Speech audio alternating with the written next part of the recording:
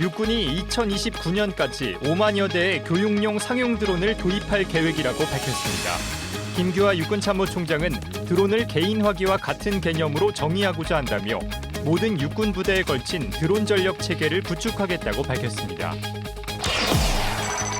우리 해군이 세계 최대 규모 해상 연합 훈련인 림팩 훈련에서 사상 처음으로 총괄 지휘 임무를 수행할 예정입니다.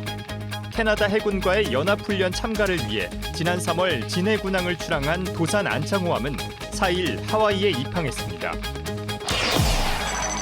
안승회 기자의 궁금해에서는 국민을 지키기 위해 추락하는 기체에서 탈출하지 않고 목숨을 내던진 우리 공군의 영원한 블랙이글 고 김도현 중령을 소개합니다.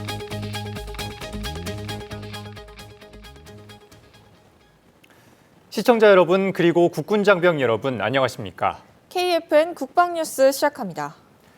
육군이 분대별로 드론을 한 대씩 운용할 수 있도록 2029년까지 약 5만 대의 교육용 상용 드론을 도입할 예정입니다. 육군은 인공지능 과학화 경계 시스템을 활용해 2040년까지 경계 병력을 크게 감축할 수 있을 것으로 전망했습니다. 김철환 기자입니다. 김규하 육군참모총장은 지난 29일 계룡대 육군본부에서 언론대상 정책 간담회를 주관하면서 드론을 개인 화기와 같은 개념으로 정의하고자 한다며 전 육군 부대에 걸친 드론 전력 체계를 구축하겠다는 뜻을 밝혔습니다. 김 총장은 또 드론은 감시, 정찰뿐 아니라 타격과 지속 지원 작전을 위한 용도로 발전될 것이라며 중대급부터 작전사급까지 제대별로 전략, 전술적 목표에 부합하는 기능에 따라 드론 전력화를 추진 중이라고 언급했습니다. 육군은 이번 정책 설명회에서 인공지능 기반 유무인 복합 전투 체계와 아미 타이거 플러스 등 인구 감소와 기술 변화라는 거대한 도전에 대응하기 위한 핵심 과제 20개를 소개했습니다. 드론 분야에서는 50만 드론 전사 양성 정책의 일환으로 올해 교육용 상용 드론 10,000여 대를, 2029년까지 5만여 대를 도입할 계획입니다. 이를 통해 육군 전 분대가 교육용 드론을 한 대씩 운용할 수 있게 한다는 방침입니다. 또 대대급 자폭 드론과 정찰 드론 도입을 추진 중이며 향후 대형 통신 중계 드론과 소총 공격 드론 등 드론 전력을 강화해 나가겠다는 비전도 설명했습니다. AI 기반 과학화 경계 체계의 발전으로 경계 작전의 변화도 예상됩니다. 김 총장은 AI 객체 인식을 통해 아군과 적을 구분하는 것까지 가능해졌다며 2040년경에는 일반 전초, GOP 경계 병력 감축이 충분히 가능할 것으로 내다봤습니다. 이와 함께 2027년까지 아미 타이거 플러스 시범 부대를 운용하고 지능형 스마트 부대로 전환한 뒤 2040년에는 모든 육군 부대의 아미 타이거를 완성한다는 계획입니다. 국방뉴스 김철환입니다. 전장에서 드론의 역할이 확대되고 있는 만큼 예비 전력이 드론 운용 능력을 갖추는 것도 중요해졌습니다. 2년 연속 동원 예비군 드론 운용 시범부대로 선정된 육군 72사단 맹호여단은 실전성을 높인 교육훈련으로 예비군 드론 전사 양성에 박차를 가하고 있습니다. 박인배 기자가 훈련 현장에 다녀왔습니다. 기동에 앞서 드론을 투입합니다. 전방 일대 정찰 드론 요청! 작전 지역을 파악한 뒤 본격적으로 움직입니다. 전 인원 목표 지역 일대로 기동! 적의 드론이 식별되자 집중 사격에 나섭니다. 드론이 투입된 전술 훈련. 참가한 병력은 예비군입니다. 육군 72사단 맹호여단은 동원 훈련과 연계해 예비군의 드론 운용력 향상을 위한 교육 훈련을 진행하고 있습니다. 전장에서 드론의 중요성이 커지는 배경 속에 국방부는 동원 예비군 드론 운용 시범 부대를 운영하고 있습니다. 맹호여단은 2년 연속 시범 부대에 선정됐고 지난해보다 교육 훈련 내용을 한 단계 더 발전시켰습니다. 우리 맹호여단은 작년에 이어서 동원예비군 드론 운용 2차 시범부대로 선정돼서 작년의 기초적인 비행 수준에서 벗어나 러우전의 전투형 비행 방법을 접목시켜서 실전과 같은 훈련을 유도하고 있습니다. 맹호여단은 드론 조작과 이착륙, 호버링 등 기본 기술부터 정찰, 감시 임무까지 단계적 훈련을 실시했습니다. 집결지 행동과 공격, 방어 작전 등 여러 상황 속에서 예비군의 드론 운용 능력을 강화했습니다. 드론을 전투의 핵심 전력으로 활용하는 데 중점을 뒀습니다. 이번 훈련은 단순한 기초 비행을 넘어 전술 비행과 대드론 작전 등 전투 중심의 교육으로 확대됐습니다. 개활지에서 진행된 비행 훈련. 여러 대의 드론이 차례로 나가는 제파식 비행, 그리고 대형을 이뤄 나가는 군집 비행도 예비군이 직접 조종합니다. 진지한 태도엔 드론 전사로 거듭나는 예비군의 의지와 역량이 드러납니다. 현대전에서 드론이 얼마나 핵심적인 역할을 하는지 깊이 체감할 수 있었고, 무엇보다 대한민국 예비군으로서 최첨단 장비로 발전해 나가는 모습을 보니 너무 뿌듯하고 든든합니다. 맹호 여단은 해당 교육 훈련의 운용 체계를 보완하면서 예비군 드론 전사 양성에 속도를 더하겠다고 밝혔습니다. 국방뉴스 박인배입니다. 한국이 세계 최대 규모 해상 연합 훈련인 환태평양 훈련, 림팩 훈련에서 사상 처음으로 다국적 해군을 총괄 지휘하는 임무를 수행합니다. 지난달 30일 미 해군 3함대는 훈련 계획을 발표하면서 올해는 한국 해군이 연합 해군 구성군 사령관 임무를 맡는다고 밝혔습니다. 올해 훈련은 이번 달 말부터 오는 7월까지 미국 하와이 인근 해역에서 전개될 예정이며 해군은 30여 개국에서 파견된 40여 척의 함정 등 다국적 해군 전력의 실제 작전을 총괄할 예정입니다. 한국 캐나다 해군 연합협력훈련 참가를 위해 지난달 3월 진해군항을 출항한 도산 안창호함이 한국 시간으로 4일 하와이에 입항했습니다. 도산 안창호함은 지난달 7일 미국 괌을 거쳐 군수적재를 위해 하와이 진주만 히캄 합동기지에 입항했습니다. 한편 같은 날 대전함도 한국 캐나다 연합협력훈련 참가를 위해 제주 해군기지에서 출항했습니다. 도산 안창호함과 대전함은 다음 달 초까지 캐나다 해군과의 연합협력훈련을 실시한 뒤 하와이에서 열리는 림팩 훈련에도 참가할 예정입니다. 군인공제회가 해병대 2사단에서 맞춤형 이북 지원제도 설명회를 가졌습니다. 장병들은 맞춤형 이북 지원제도를 통해 군복무 중에도 자기 개발과 학습 활동을 할 수 있게 됐습니다. 이민영 기자입니다. 장병들이 강당에 빼곡히 앉아 있습니다. 잠시 후 설명회를 집중 있게 청취하고 메모합니다. 지난 30일 군인공제회 CNC가 해병대 2사단과 함께 진행한 맞춤형 이북 지원제도 설명회입니다. 맞춤형 이북 지원제도란 병사들의 군복무 중 자기개발과 학습을 지원하기 위해 전자책 구독과 구매 비용의 일부를 지원하는 제도입니다. 지원 대상은 국직부대 기관과 상근 예비역을 포함한 현역 복무 중인 병사입니다. 어학, 자격증 취득, 대학 교재 등 종이책으로 된 학습 도서를 구매할 수 있으며 전자책 구독과 구매도 지원합니다. 제 꿈이 소방관이어서 소방관에 도움되는 책들과 자격증 등을 딸 수 있어서 도움이 될 것 같습니다. 이용 방법은 장병 이음 사이트 로그인 후 교육 메뉴에 있는 맞춤형 이북 지원을 선택해 이용할 수 있습니다. 맞춤형 이북 지원 사업은 지난 2025년까지 병 자기개발 비용으로 시행됐습니다.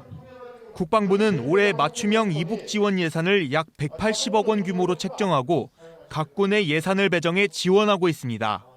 지원 금액은 개인별 연간 6만 4천 원이며 군복무 중 총 12만 8천 원을 지원받을 수 있고 구매 금액당 80%씩 지원받을 수 있습니다. 설명회 후엔 위문 공연이 이어졌습니다. 장병들은 위문 공연 동안 환하게 웃으며 활력을 충전했습니다. 이번 행사를 통해서 수많은 혜택들이 있다는 것을 확인한 후 주변 동기들, 선임 후임들에게 전파한 후 같이 유용하게 사용하도록 하겠다는 생각을 했습니다. 지원 기간은 지난 1월 19일부터 11월 30일까지이며 예산 집행 상황에 따라 지원 기간은 탄력 운영될 수 있습니다. 이번 맞춤형 이북 지원 사업으로 장병들은 군복무 중에도 독서를 통해 전역 후 더 넓은 세상을 준비할 수 있게 됐습니다. 국방뉴스 이민형입니다. 육군 25 보병사단이 대공사격 훈련을 통해 공중위협 대응 능력을 점검했습니다. 이채원 기자의 보도입니다. 강한 빗줄기가 내리는 강원 고성 마차진 사격장. 해안가를 따라 힘찬 포성이 울려 퍼집니다. 지난달 28일 육군 25 보병사단이 전반기 대공사격 훈련을 실시한 현장입니다. 이번 훈련엔 방공대대와 여단 정보중대, GP, GOP 대대 장병 80여 명이 참가해 천호와 K6, K16, 3종의 장비를 활용해 총 7,560발의 실사격을 진행했습니다. 훈련은 적의 소형 무인기 등 공중 위협을 조기에 차단하는 데 초점을 맞췄습니다. 특히 지난해 방공대대 개편 이후 천호 대공포를 활용한 첫 실사격 훈련이었습니다. 올해 2월 대대에 처음 도입된 천호 시뮬레이터를 활용해 실전 감각을 끌어올렸고 장비 점검과 안전교육도 강화해 안정성을 확보했습니다. 그 결과 높은 명중률을 기록하며 대공 방어 능력을 입증했습니다. 25사단 방공대대와 경계부대가 함께한 이번 대공사격 훈련은 같은 작전 지역 내에 어떠한 공중 위협에도 대응할 수 있는 방공 능력을 검증하고 향상시킬 수 있었던 시간이었습니다. 부대는 앞으로도 실전 중심의 훈련을 통해 빈틈없는 대공 방어 태세를 확고히 하겠다고 밝혔습니다. 국방뉴스 이채원입니다. 1998년 여수 앞바다로 침투하던 북한 반잠수정을 가장 먼저 포착한 병사가 있습니다. 당시 TOD 운용병이었던 김태환 예비역 병장이 작전 성공 만일을 맞아 소초를 다시 찾았습니다. 박준혁 기자입니다. 1998년 여수 앞바다로 침투하던 북한 반잠수정을 최초로 포착한 병사가 있습니다. 당시 TOD병으로 근무하던 김태환 예비역 병장이 작전 성공 만일을 맞아 다시 소초를 찾았습니다. 1998년 12월 17일 밤 여수 앞바다로 북한 반잠수정이 침투했습니다. 당시 소초 TOD 운용병이었던 김태환 이병은 해안감시 장비 화면에서 수상한 물체를 최초 식별했습니다. 우리 군은 곧바로 지해공 합동작전에 돌입했고 도주하던 북한 반잠수정은 이튿날 새벽 해상에서 격침됐습니다. 북한 반잠수정을 최초 포착한 김태환 예비역 병장은 당시 순간을 이렇게 회고했습니다. 지금 보시는 여기서 한 2, 3km 떨어진 부분에서 제가 그날 최초로 적의 반잠수정을 발견한 그 지점이고요. 처음엔 굉장히 무섭고 좀 두려웠지만 한편으로는 절대로 이대로 보낼 수는 없다. 무조건 잡아야 된다라는 어떤 그 소초의 분위기가 있었고 육군 31사단 이순신 여단은 작전 성공 만일을 맞아 화랑 무공 훈장을 받은 김태환 예비역 병장과 가족을 초청했습니다. 장병들은 도열의 선배 전우를 맞이했고 만일 기념식수와 부대 견학, 선배 전우와의 대화가 이어졌습니다. 김 병장은 당시 작전 현장이었던 TOD 진지와 상황실을 둘러본 뒤 후배 장병들에게 경계 작전의 중요성을 당부했습니다.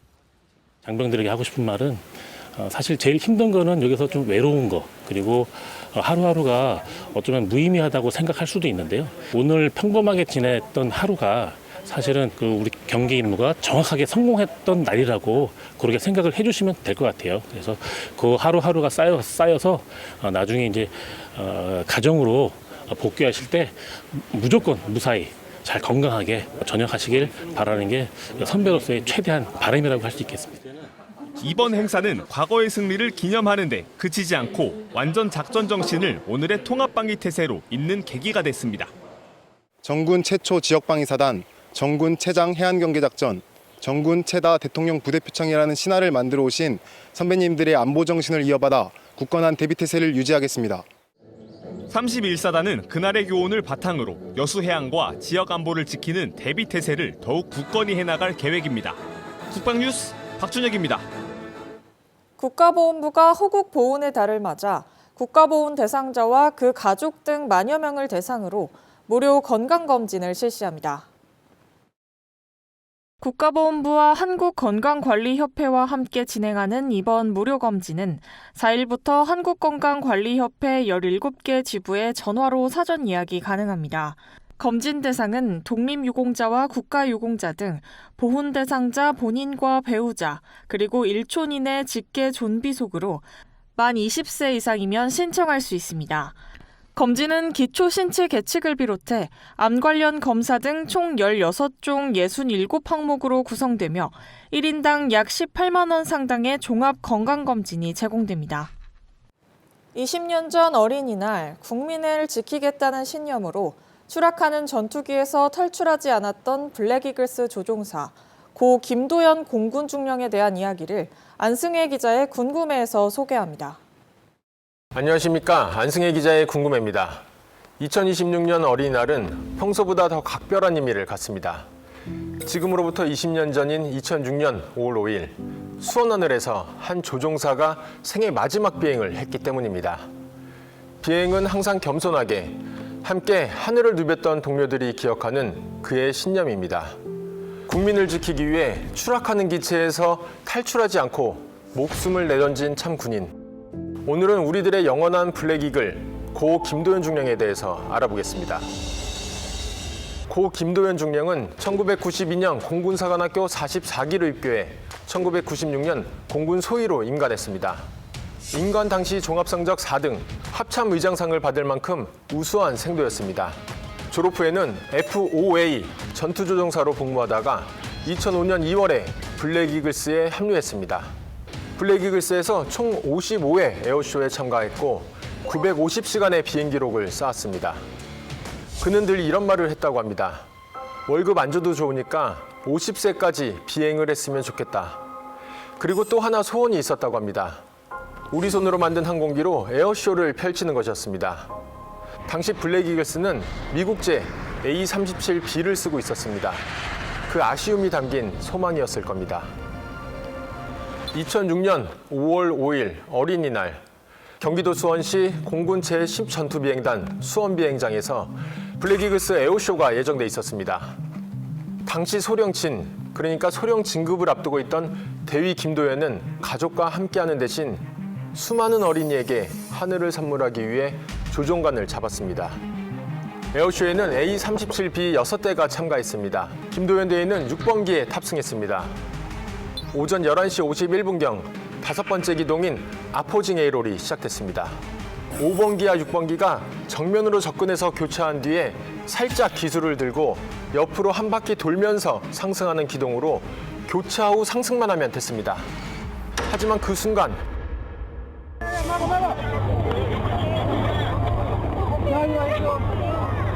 오늘 에어쇼는 1,300여 명이 지켜보고 있었습니다. 관중석 쪽으로 떨어졌다면 생각만 해도 아찔한데 탈출을 포기한 조종사의 희생으로 참사를 피했습니다. 두 아이의 아버지인 조종사는 오늘이 결혼 기념일이었다고 합니다. 조사위원회가 밝힌 사고 원인은 엔진 고장이었습니다. 5번기와 교차한 뒤 왼쪽으로 횡전하는 도중에 6번기의 왼쪽 엔진에서 압축기 실속이 발생하면서 엔진이 정지했습니다. 6번기는 활주로와 보조활주로 사이 잔디밭에 추락했습니다. 추락 직후 화재가 발생했는데 관람석과는 불과 1.8km 떨어진 거리였습니다. 시신을 수습하기 위해 기체를 확인했을 때 그의 마지막 모습이 사람들의 마음을 더 아프게 했습니다. 콕핏 안에서 오른손으로는 조종관을, 왼손으로는 스로틀을 붙잡고 있었습니다. 화재로 인해 외형이 훼손됐지만 형체는 남아 있었고 손은 끝까지 조종관을 놓지 않고 있었습니다. 탈출할 수 없었던 게 아닙니다. 블랙 이글스의 첫 번째 수칙이 있습니다. 추락 시 어떤 일이 있더라도 민가와 관람객에게는 피해를 주지 말라. 당시 김도연 대위는 그 수칙을 지키기 위해 조종관을 놓지 않았습니다. 정말 짧은 순간이었지만 군인으로서 사명감과 책임감으로 그 판단을 내린 겁니다. 김도연 공군 중령 추모 사업회는 그의 살신성인 정신을 초등학교 교과서에도 수록할 수 있도록 지속적으로 노력하고 있습니다.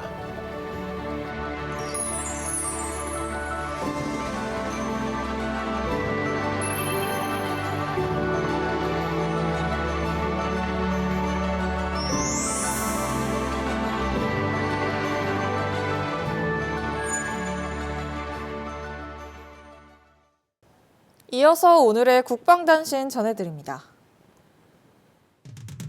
국군의무사령부는 4일 육군항공사령부 의무후송항공대, 해병대 6여단과 함께 지난달 30일 인천소방본부가 주관한 서북도서 응급환자 대응 관군 합동훈련에 동참했다고 밝혔습니다. 훈련은 서북도서 지역에서 발생할 수 있는 중증 응급환자의 대응 체계를 강화하고 혹서기 재난 대응 역량을 높이기 위해 마련됐습니다. 육군 특수전사령부 독수리부대가 재난 신속 대응을 위한 관군 합동훈련을 했습니다. 재해 재난 상황에서 관계기관과 원활한 협조 체계를 구축하기 위해 마련된 이번 훈련에는 독수리 부대 재난 신속 대응 부대와 서울 강서구청, 강서소방서 등 5개 관계기관이 참가했습니다. 육군 2신속대응사단 황금 독수리 여단이 경북 경산시와 경남 사천시, 함안군 일대에서 동원 훈련을 실시했습니다. 이번 훈련은 동원 예비군의 공정 공중강습 작전 이해도를 높이기 위해 예비군들이 실제 수리온 헬기를 탑승하고 헬기 이탑승과 이탈 행동 절차 등의 훈련을 진행했습니다.